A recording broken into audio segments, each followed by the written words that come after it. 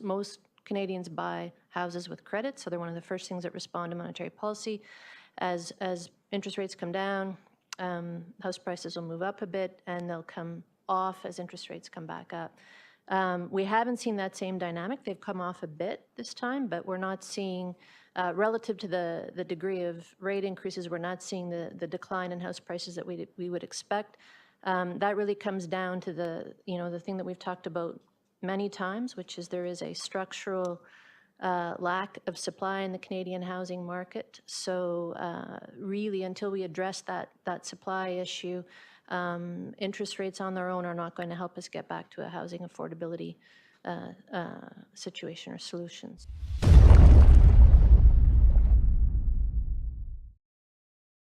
大家好，我是 Norman。刚才的视频是加拿大央行副行长 Caroline Rogers 在2023年10月25日利息公布日讲到的内容。好久没有跟大家分享我对下一步市场的判断了。今天接着 Caroline 的讲话，我来聊聊多伦多房地产市场未来的走向，给大家分享一下我的看法，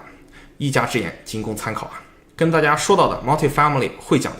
但是因为视频比较长，我放在了和房东网合作的视频里，敬请期待。从2022年3月加拿大央行加息到今天以来，除了23年初因为央行有传闻说加息要停止了，连续3次没加息，那个时候房价反弹了一波之外，房价那可以说是抑制的比较萎靡啊。加拿大央行那和渣男渣女的嘴脸是一模一样，骗人不带含糊的。22年初刚说完我们要长期保持低利率，反手就开始猛烈的加息。23年初又一次刚说完不加了，23年中立刻又开始继续加息了。我觉得菠菜行业除了可以猜篮球、足球这些体育赛事的比分，还可以专门来一个有奖竞猜，看看加拿大央行自己讲过的话会不会跳票啊。据往矣，我们还是多来看看未来到底会发生啥。那么 Norman 到底是怎么看待多伦多房地产市场未来的走向呢？以下内容纯粹是个人观点，没有严格的科学依据啊。可能和很多人的看法又一次不太一样，我感觉多伦多这波真的是到底了，极大概率24年春天会开始整体复苏。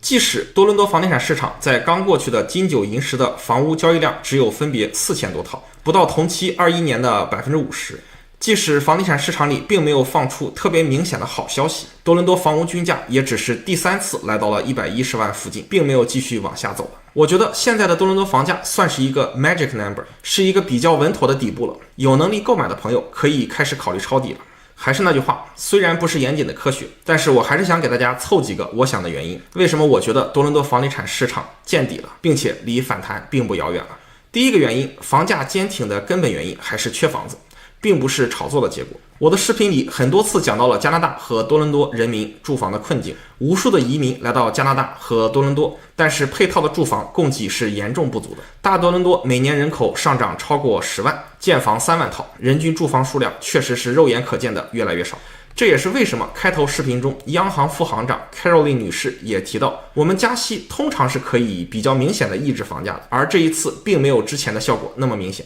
因为以前确实加拿大没有经历过50万一年的移民数量，缺房子的程度也从来没有达到今天的程度。这一次估计只通过加息是没有办法解决房价的问题，还得从根部上解决房屋短缺的问题。加拿大是有多么缺房子呢？根据 CMHC 的最新统计，光安省差不多就缺150万套住房，大约是400万人需要的住房数量。全加拿大大约缺350万套住房，差不多是900万人需要的住房数量。在今年8月，我们的首相小土豆还说过那句让他可能终生后悔的，并且反复被拿出来引用的著名言论：住房不是联邦的主要责任。I'll be blunt as well.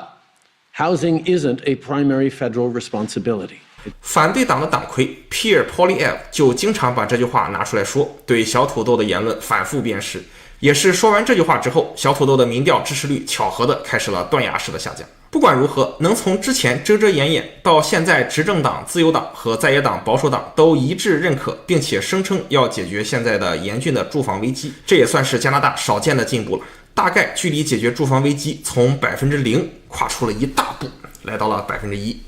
第二个原因，政府最近下了血本，是要解决住房危机，在自由党和保守党都一致同意住房问题已经变成危机的时候，也是在没有给自由党使太多绊子的情况下，联邦层面最近自由党政府提出了免除部分新建住房的 GST， 并呼吁各省跟进免除自己省的 HST 部分。这部分住房也就是专门出租屋 Purpose-Built Rental。目前我看到的报道，安省也是跟进免除了自己省内的 HST 的。这个政策一出，可以说加拿大政府直接免除了10%左右的开发商的成本，力度不可谓之不大呀。同时，免除 HST 的政策也区别对待了专门出租屋和我们平时见到的可售卖的公寓和独立屋。拿安省举例，顺便来科普一下加拿大住房层面的 HST 问题。在安省买二手房是没有 HST 的，但是买新房会有 HST，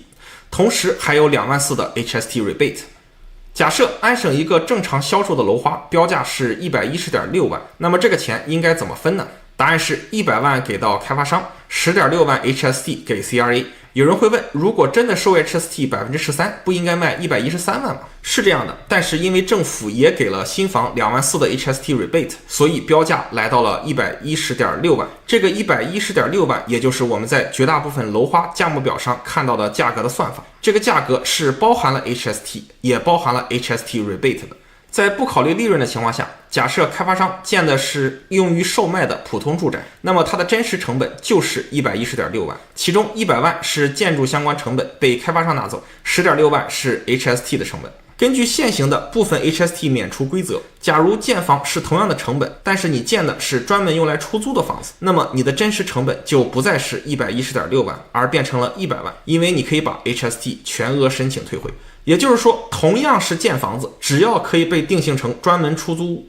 总成本就能一次性少10%。这一次可以说免除了 HST， 确实是力度很大的事情，往前倒退几十年都很少见到。我们也可以看到，联邦政府确实是很重视现在住房危机的问题。这一波操作，政府确实也损失了不少的税金来源来支持建房，相信未来很多地方还是得节衣缩食。同时，我相信住房危机也不是10年内能彻底解决的问题。安省和多伦多房地产市场也很难从本质上脱离供给不足造成的价格上涨。说个搞笑的题外话，我有一次跟一个在 CBC News 工作的朋友聊天，他跟我说 CBC News 是整体偏左的，也就是偏向自由党。这是有原因的，大家知道自由党是相对来说高税收、高福利的偏左的政党。我的朋友就感叹，自由党在2015年上台之后，给 CBC News 的拨款比之前的 Hubbard 的保守党明显要多得多，所以 CBC News 的员工整体待遇也提升了不少。如果换了自由党， CBC News 的待遇就能提高，是因为税收多了。那么你想想，安省一年建6万套房，每套房假设是100万的话，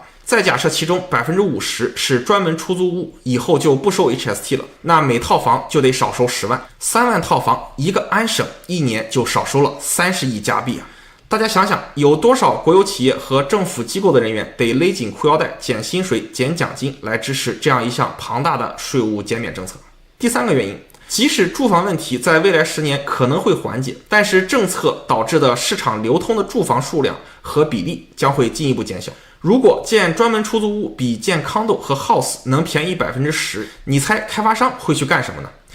你猜对了，他们会转移部分产能，不建 condo 和 house 了，而是留给专门出租屋项目。我们会见到占总建房比例更低的房子被拿出来卖，剩下的不被拿出来卖的开发商则会自己持有，长期来出租。针对这个问题，我最近采访了 Daniels 的一些中高层人员，大家也都是这么认为的。如果专门出租屋变多，我觉得会发生2件事。第一，被迫需要租房来解决住房问题的人数上涨，因为让大家租的房屋供给比例是上升的。第二，市场上可以正常买卖的房源会相对变得稀缺。所以，如果政府和开发商真的在专门出租屋，也就是 Purpose-Built Rental 税务减免刺激下转移产能给专门出租屋，那么我相信未来的剧本应该是租金上涨的速度变慢，房价上涨的速度变快。大家可以仔细琢磨一下这个逻辑。事实上，加拿大政府就是在向新加坡的祖屋模式靠拢，在向保障房和商品房价格双轨制靠拢。总结下来，加拿大各级政府已经明确了现在的住房危机，也拿出了相应的解决方案。方案就是我不准备保护你买得起住房和拥有住房的权利了，这件事我搞不定啊。我准备保护你有地方住的权利，也就是租得起的权利。让每个加拿大人都有地方住，这件事真的是不可能一蹴而就的。我觉得是需要以10年为计量单位，过去的一波加息虽然房价有所下降，但是加息并没有让房价下降足够多，这是因为房屋供给不够是根本症结。利息高和加息可以说是目前多伦多房地产市场几乎唯一的负面因素，其他的因素基本上都是支持房价上涨的。随着利息见顶，房价见底，有能力的房地产投资人和刚需自住房买家在能力范围内，强烈推荐大家要趁着现在短暂的买方市场窗口投资入市，不然会有错过这一波上涨机会的风险。对买家来说，如果一定要精确的推荐一个入场的时间的话，那么大概就是23年剩余的2个月是入市的黄金窗口，24年初是白银窗口。对于想卖房的朋友来说，只要不是特别着急卖，尽量忍几个月，忍到24年再去卖，